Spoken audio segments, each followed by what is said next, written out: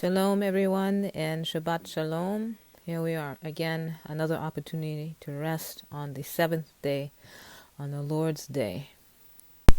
Here we have three consonants, Resh, Chet, and Kuf, and these three consonants are going to tie two stories together that we might not normally think are related. Vayir'u oto me rachok, and we see that me rachok is Resh, Chet, and Kuf. And they saw him from a distance. This is Joseph's brothers when they saw him afar off, and as they plotted to execute him when he came near to them.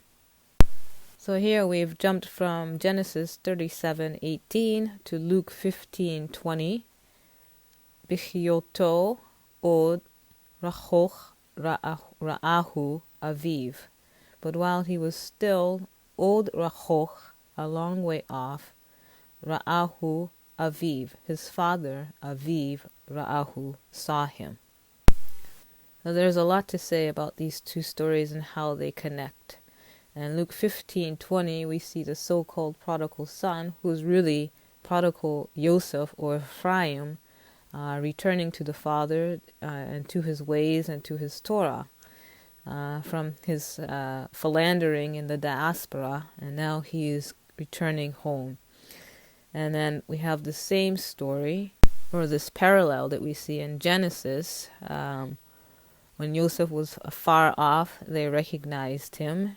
And also this prodigal son, or prodigal Ephraim, he was afar off, and as soon as he turned around, he became recognizable to the father, even though he was rachoch, just like Joseph was rachoch from his brethren, but they recognized him.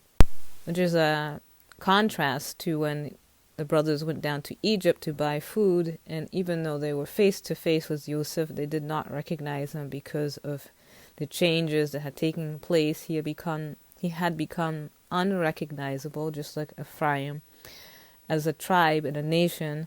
Has become unrecognizable to his brethren because he has assimilated into the diaspora.